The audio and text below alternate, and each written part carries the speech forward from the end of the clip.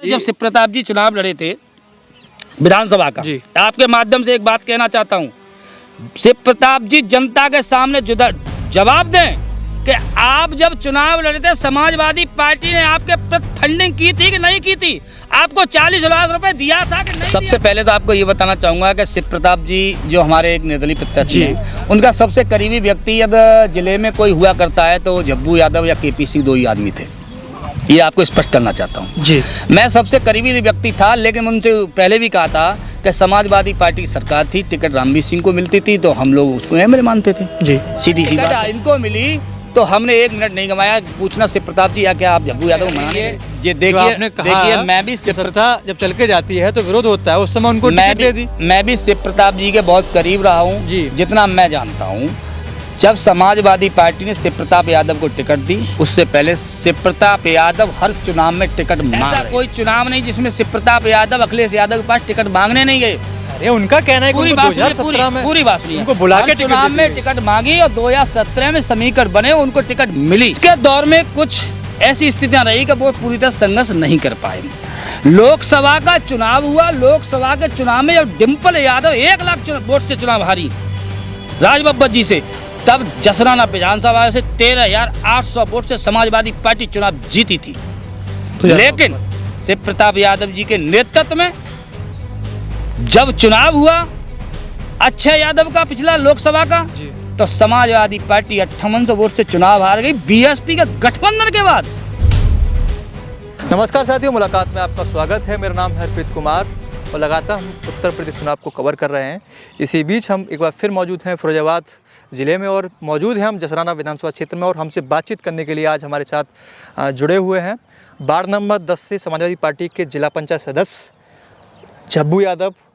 आपका सही नाम मैं एक बार मिस्टेक करके प्रदीप यादव और झब्बू यादव। झब्बू जी, पहले तो आपका मुलाकात में स्वागत है, आपका फर्स्ट टाइम है हमारे साथ। बहुत बहुत धन्यवाद। प्रदीप जी, विधानसभा चुनाव चल रहा है जी और अब राजनीति की बातें हों सब जी, क्या स्थितियाँ हैं समाजवादी पार्टी की जसराना में?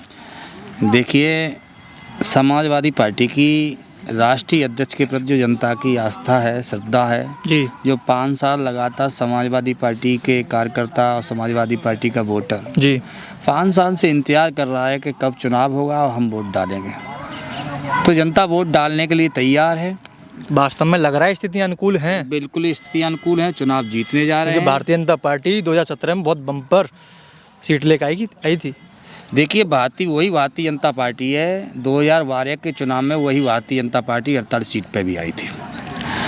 हमको जनमत मिला था और किन्हीं कारणवश हमको जनमत नहीं मिला अगले चुनाव में, लेकिन इस चुनाव में हमको जनमत मिलने जा रहा है। सारी जातियों का हमको वोट मिल रहा है, सब समाज का वोट मिल रहा है, चाहे वो दलित हो, चाहे वो पिछड़ी जातियाँ हो, चाहे अल्पसंख्यक हो, सभी हमको वोट कर रहे हैं।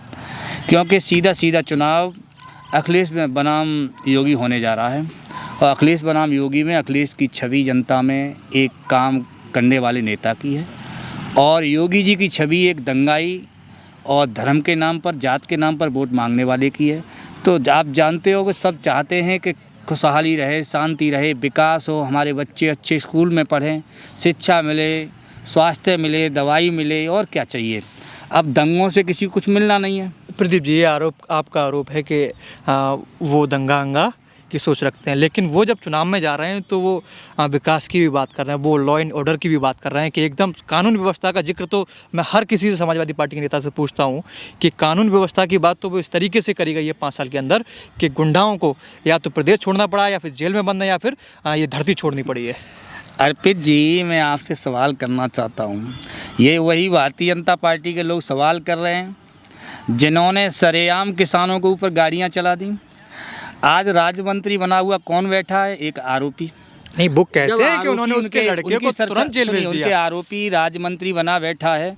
पूरे प्रदेश में इनका चारों तरफ हाथ, किस तरह से इनने उन्नाव की घटना से आप वाकिफ़ हैं। कासगंज में क्या करते हुआ प्रशासन ने क्या किया आप सब जानते हैं। किस तरह से फर्जी इनकाउंटर हो रहे हैं, जो भारतीय जनता पार्टी की पॉलिसी के तहत काम नहीं करेगा, जो हिंदू नहीं चिल्लाएगा, जो मात्र मात्र दिखावा नहीं करेगा वो हिंदू इनके लिए नहीं है, और वो हिंदू नहीं है और तो उनकी परंपरा के अनुसार नहीं चल रहा है। ऐसे व्यक्तियों को वो टारगेट करके इनकाउंटर कर देते हैं। क्या परंपरा है इनकी? इनकी परंपरा देखिए, इनके पास ये काम धाम तो करते नहीं है। 5 साल इनने कोई काम नहीं किया तो ये वोट कैसे मांगे? आज ये बताइए, जसराना क्षेत्र की मैं जनता से पूछना चाहता हूँ खास तौर पे, हमें एक उपलब्धि बताइए। मैं आऊँगा जसराना पे, आऊँगा अभी आपसे विशेष। आप बताइए कोई एक उपलब्धि इनकी हो। इनने पूरे 5 साल में कोई एक काम किया नहीं। कोई कहीं कॉलेज, कोई व्यवस्था, स्वास्थ्य की, शिक्षा की, जब कोई व्यवस्था नहीं है तो इनके पास एक ही चैप्टर है, हिंदू हिंदू हिंदू। क्योंकि ये जानते हैं कि हम किसान के मुद्दे पे जाएंगे तो किसान हमें गाय के मुद्दे पे घेर लेगा, क्योंकि गाय का मुद्दा आजकल प्रदेश में बहुत बड़ा है। चारों तरफ हाहाकार मचा हुआ है, खेतों में गाय नराई कर रही हैं, खेतों का सत्यानाश कर रही जी। हैं। आपके पास गाय का मुद्दा है, लेकिन उनके पास भी राशन का मुद्दा है। वो 2 बार राशन दे रहा है। सुनिए, राशन के मुद्दे पे मैं आना चाहता था, लेकिन आप पहले ही आ गए जी। राशन के मुद्दे पे मैं ये जनता जो सुन रही है उससे अपील करना चाहता हूँ, आपके बगल में कोटा डीलर हुआ, उससे बात कर लेना क्या मामला है। राशन का मामला ये है कि सारे जो डिपो इंचार्ज हैं उनको भारतीय जनता पार्टी के नेता और प्रशासन द्वारा टारगेट दिया गया है कि 3 से 4 महीने आपको राशन फ्री बांटना है। इसका जो खर्चा है वो हम आपका एडजस्ट कराएंगे। अब कहाँ से आप कह रहे हैं कि ये चुनावी राशन है? मैं बिल्कुल चुनावी राशन है, ये चुनाव के बाद न मिलने वाला तो है। आप कह रहे हैं कि आपका 5 साल मिलेगा, वो आपका विश्वास कर हम 5 साल देंगे, व्यवस्थाएं करेंगे। भाई ये नीरव मोदी, फलाने मोदी 8-8 हज़ार करोड़ लेके भागे हैं, इनको पकड़ के लाएंगे। और कुछ पूंजीपति लोग जो धन छिपाए बैठे हैं, जिस तरह आज बीजेपी के लोगों ने कुछ अपने ही लोगों पर छापा मारा, हम भी देखेंगे कुछ छिड़ियाँ वहाँ से पैसा निकालेंगे और जनता बांटेंगे। अच्छा, बिल्कुल जनता बांटेंगे, राशन बांटेंगे फ्री, तो आप और बिजली फ्री देंगे। भरोसा कैसे किया जाए? हम पे भरोसा इसलिए किया जाए कि समाजवादी पार्टी जब जब सत्ता में आई है, हमारा जो मैन्युफैक्चर है, जो भी हमने वादा किए हमेशा पूरा करने का काम किया है। चाहे लैपटॉप बांटने की बात हो, चाहे साइकिल वितरण की बात हो, चाहे वो हर गांव को ज़िले से जोड़ने की बात हो, हमने काम किया। चाहे वो पेंशन योजना हो, हमने सबको पेंशन दिया, वो पेंशन बंद कर दी गई। हमारी अब आगे टारगेट है कि हर महिला को हम 50 रुपये प्रतिदिन देंगे। जब हम हर गरीब महिला को 50 रुपये देंगे तो कम से कम उस 50 रुपये से वो अपने घर का खर्चा चला सकती है। तो ये पेंशन देंगे, पेंशन के माध्यम से देंगे। और 20 लाख लोगों को रोजगार देंगे। अभी देखो कितना नौजवान चारों तरफ घूम रहा है। नेताजी, मेंबर साहब सुनिए, इसका मुकाबला कैसे करोगे जो उत्तर प्रदेश में गजब का रोजगार दिया गया है? देखिए, रोजगार के नाम पर इन्होंने पूरे प्रदेश के अंदर छली किया है। कल आपने इलाहाबाद की वीडियो देखी होगी, सोशल मीडिया पर वो बहुत एनटीपीसी के छात्रों वाली किस तरह लाठी बरसाई गई, ये बहुत अनर्थ हो रहा है। चाहे वो इलाहाबाद में आपके जो हुआ हो या BHU में हुआ हो। सरकार दावा करती है कि रोजगार नहीं, कोई रोजगार नहीं, ये झूठ बहुत अच्छा बोल लेते हैं। समाजवादी पार्टी लोहिया जी के अनुयायी हम तो जो कहते हैं वो करते हैं। लोहिया जी ने कहा कि जो कहो वो करो, तो हम समाजवादी लोग हमेशा काम करने का बात करते हैं। हम काम को पटल पर उतारेंगे। हम 300 यूनिट बिजली फ्री देंगे, हर उस व्यक्ति को देंगे उत्तर प्रदेश को देंगे जो जिसका कनेक्शन है। हर व्यक्ति को जब बिजली हम फ्री देंगे, अब किसान को कितने भी ट्यूबवेल चलाओ, 24 घंटे हम बिजली देंगे और ट्यूबवेल फ्री देंगे। आप कहोगे कहाँ से लाओगे, तो ये भी व्यवस्था करें। जब दिल्ली में व्यवस्था हो सकती है, पंजाब में व्यवस्था हो, उत्तर प्रदेश में क्यों नहीं हो सकती? उत्तर प्रदेश की जनता के लिए भी व्यवस्थाएं करेंगे। हम उन सब किसान भाइयों के लिए व्यवस्था करेंगे जिनकी आज ज़रूरतें हैं, क्योंकि जब किसान सुधरेगा तो प्रदेश सुधरेगा, और प्रदेश जब इकोनॉमी बढ़ेगी तो देश की किसान की बात वो कहते हैं कि किसान की आय उन्होंने दोगुनी कर दी है। देखिए, आय के मामले में मैं बस इतना कहना चाहूँगा, ये जो कथनी है इनकी, कथनी करने में बहुत अंतर है।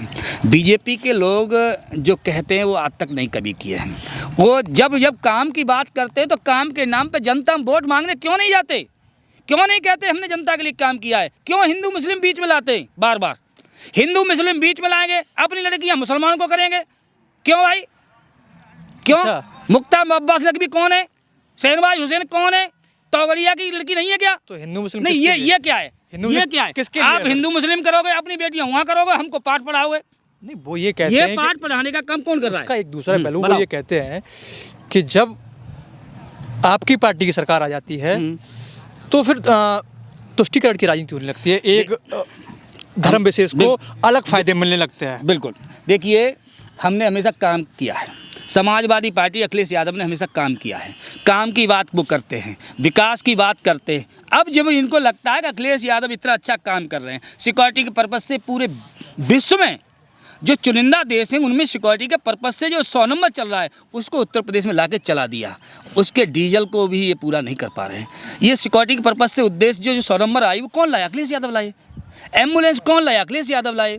महिलाओं के लिए जो जच्चा बच्चा जो पैदा होता था उसके लिए 6,000 रुपये देने का काम किसने किया? अखिलेश यादव ने किया। जब हर क्षेत्र में अखिलेश यादव ने काम किया तो इनको लगा जात के नाम पर और धर्म के नाम पर भी हम चुनाव में जाएं। जो प्रोपगंडा पहले हुआ करता था वही आज है, कुछ नया नहीं हुआ है। मात्र इनको धर्म के नाम पर वोट मांगना है। और कन्यादान किसका लेंगे? कन्यादान जाके तुरंत ले लेंगे किसी मोमडन का। भाई मोमडन से इतनी नफरत है तो अपनी लड़कियों को भाई क्यों कर रहे हो तुम? वहाँ भी आपकी दूरी होनी चाहिए। जब दूरी होनी चाहिए वो तो कहते हैं कि सबका साथ सबका विकास, वो कहते हैं सबका साथ सबका विकास सबका विश्वास। उन्होंने सभी हर वर्ग का विकास किया, सभी को साथ लिया सरकार मैं अर्पित जी आपसे अपील करना चाहता हूँ, मैं आपसे पूछना चाहता हूँ, योगी जी एक इंटरव्यू में कह गए थे दबी जबान कि मुझे यादवों का वोट नहीं चाहिए। यादव का इनको वोट नहीं चाहिए, मुसलमान का वोट नहीं चाहिए, जाटव का वोट नहीं चाहिए, हरिजन का वोट नहीं चाहिए। लेकिन तुष्टिकरण की राजनीति ये करते हैं। कौन करता है? ये लोग करते हैं। हम लोग तभी तुष्टिकरण की राजनीति, अभी क्या तुष्टिकरण की राजनीति कौन करता है? बीजेपी करती है। भाई बीजेपी पे एजेंडा आप ये आरोप लगा रहे हो कि वो सांप्रदायिकता फैलाते हैं। बिल्कुल। लेकिन वो ये कहते हैं कि ये तुष्टिकरण करते हैं, एक धर्म विशेष को अलग फायदे पहुंचाते हैं। धर्म विशेष के लिए कौन काम करता है ये जनता जानती है। धर्म विशेष के लोगों में नफरत फैलाने का कौन काम करता है ये जनता जानती है। और आपका गोरखपुर में क्या हो रहा है ये जनता जानती है। गोरखपुर में किस तरह से ये बम से हमारे पूर्व एक पास में विधायक थे उनको उड़ाने का काम किसने किया? इन लोगों ने किया। आज तक उसमें मुकदमा इन लोगों ने वापस ले लिए। तो ये सारे दुनिया के सारे गलत करते ये करते हैं। अब इनका टारगेट क्या जसराना पर? अब मैं जसराना की बात करता हूँ। जसराना की क्या स्थितियाँ हैं? आपकी पार्टी के प्रत्याशी सचिन सिंह यादव मैदान में हैं और भारतीय जनता पार्टी से मानवेंद्र प्रताप सिंह लोधी मैदान में हैं। ठीक है, आप साइड में आ गए। मैं इस विषय में आपसे बात करना चाहूँगा। मैं थोड़ा और बढ़ा दूँ। एक आपके सहयोगी जो कि 2017 में आपकी पार्टी के सिंबल पर चुनाव लड़े थे, वो भी मैदान में है, निर्दलीय। चलिए मैं आपको एक बात बताना चाहूँगा। मैं सबसे पहले तो आपको ये बताना चाहूँगा कि शिव प्रताप जी जो हमारे एक निर्दलीय प्रत्याशी हैं, उनका सबसे करीबी व्यक्ति यदि जिले में कोई हुआ करता है तो झब्बू यादव या केपी सिंह 2 ही आदमी थे। ये आपको स्पष्ट करना चाहता हूँ जी। मैं सबसे करीबी व्यक्ति था, लेकिन उनसे पहले भी कहा था कि समाजवादी पार्टी की सरकार थी, टिकट रामवीर सिंह को मिलती थी तो हम लोग उसको एमएलए मानते थे जी, सीधी सी बात है। उसके बाद टिकट इनको मिली तो हमने 1 मिनट नहीं गंवाया पूछना शिव प्रताप जी या क्या आप झब्बू यादव को मनाने गए? बिना कहे समाजवादी पार्टी के साथ प्रत्याशी दे दिया, लगे और 84,000 विपरीत परिस्थितियों में वोट पाया जी। क्योंकि विपरीत परिस्थितियाँ होती हैं जब चुनाव के जब सत्ता में आप होते हैं तो एंटी कन्वेंशन वोट होता है, तो उस परिस्थितियों में 84,000 वोट पाया। और उस समय भी एक निर्दलीय प्रत्याशी तौर पर विधायक जी लड़े थे। लेकिन आज भी वही स्थिति है, आज भी निर्दलीय के तौर पर वो लड़ रहे हैं। तो मैं तो बस यही मैसेज देना चाहूँगा। उनके मुद्दे हैं, वो कहते हैं हमारी नौकरी चली गई और हमको टिकट तब दिया जब क्या कहते हैं सपा की लहर नहीं थी। देखिए मैं भी सत्ता जब चल के जाती है तो विरोध होता है, उस समय उनको टिकट दे दी। मैं भी शिव प्रताप जी के बहुत करीब रहा हूँ, जितना मैं जानता हूँ। जब समाजवादी पार्टी ने शिव प्रताप यादव को टिकट दी, उससे पहले शिव प्रताप यादव हर चुनाव में टिकट मांग रहे थे। ऐसा कोई चुनाव नहीं जिसमें शिव प्रताप यादव अखिलेश यादव के पास टिकट मांगने नहीं गए। अरे उनका कहना है कि 2017 में पूरी बात सुनिए, उनको बुला के चुनाव में टिकट मांगी और 2017 में समीकरण बने, उनको टिकट मिली, उनको नौकरी से रिजाइन दिलवाया गया। ये बड़ी उपलब्धि थी उनके जीवन में। वो कहते थे कि मेरे जीवन की सबसे बड़ी उपलब्धि है कि मैं पेड़स से टिकट कटवा के और फरीदा में टिकट ले आया। ये मुझसे कहा, उनने कई बार मंच से शेयर किया कि मेरे जीवन की सबसे बड़ी उपलब्धि है कि मैं पेड़स से टिकट कटवा के फरीदा में ले आया। लेकिन वो चुनाव जीत नहीं पाए। हमने भी प्रयास किया, सब कार्यकर्ताओं ने प्रयास किया, जनता उनके साथ खड़ी हुई, वो चुनाव नहीं जीत पाए। बीच के दौर में कुछ ऐसी स्थितियां रही कि वो पूरी तरह संघर्ष नहीं कर पाए। लोकसभा का चुनाव हुआ, लोकसभा के चुनाव में जब डिम्पल यादव 1 लाख वोट से चुनाव हारी राजबब्बर जी से, तब जसराना विधानसभा से 13,800 वोट से समाजवादी पार्टी चुनाव जीती थी। लेकिन शिव प्रताप यादव जी के नेतृत्व में जब चुनाव हुआ अक्षय यादव का पिछला लोकसभा का, तो समाजवादी पार्टी 5800 वोट से चुनाव हार गई। बीएसपी के गठबंधन के बाद जी।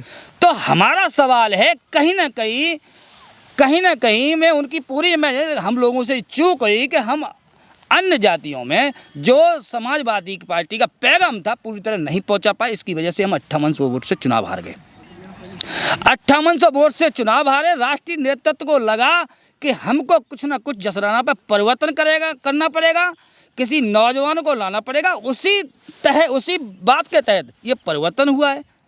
लेकिन अब बात तो यहाँ जनमल और धनमल की हो रही है। बात नौकरी की आती है। नहीं तो नहीं मैं कह रहा था, नेताजी, जब शिव प्रताप जी चुनाव लड़े थे विधानसभा का, जी। आपके माध्यम से एक बात कहना चाहता हूँ, शिव प्रताप जी जनता के सामने जवाब दें कि आप जब चुनाव लड़े थे समाजवादी पार्टी ने आपके प्रति फंडिंग की थी कि नहीं की थी?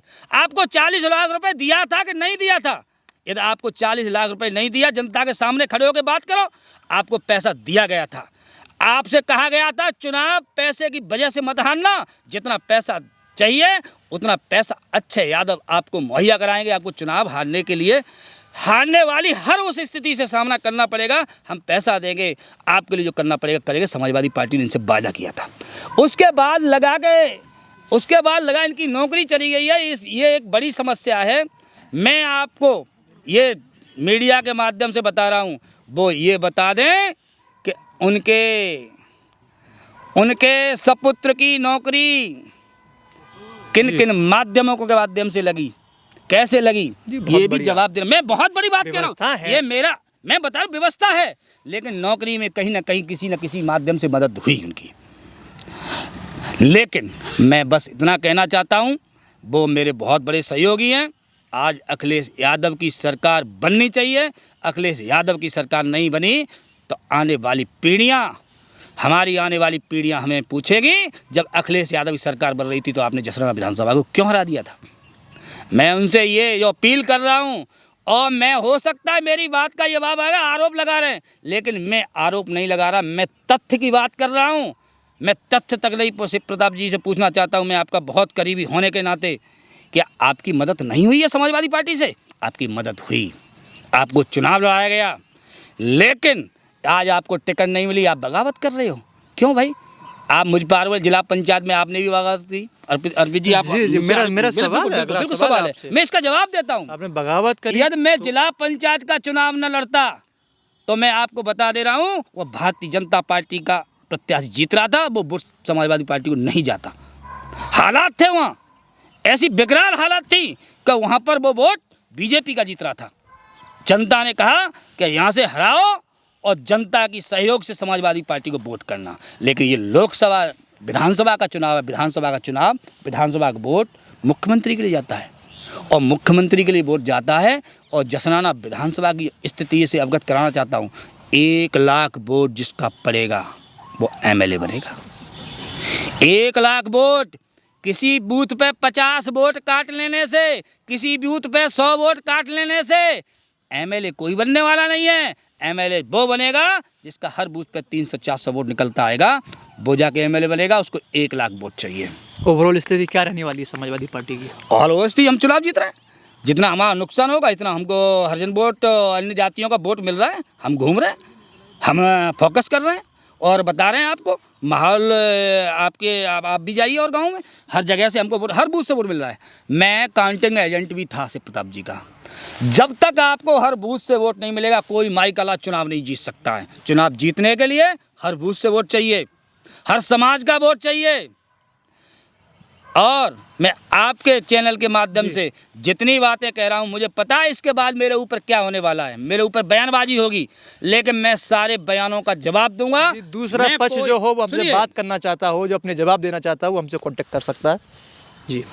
जी, आपके माध्यम से मैं जसराना की जनता से अपील करना चाहूँगा, हे जनता जनार्दन, आपके वोट से अखिलेश यादव मुख्यमंत्री बने गए, और अखिलेश यादव के मुख्यमंत्री बनने के बाद आपके घर में बिजली फ्री आएगी और आपके ट्यूबवेल की बिजली फ्री होगी।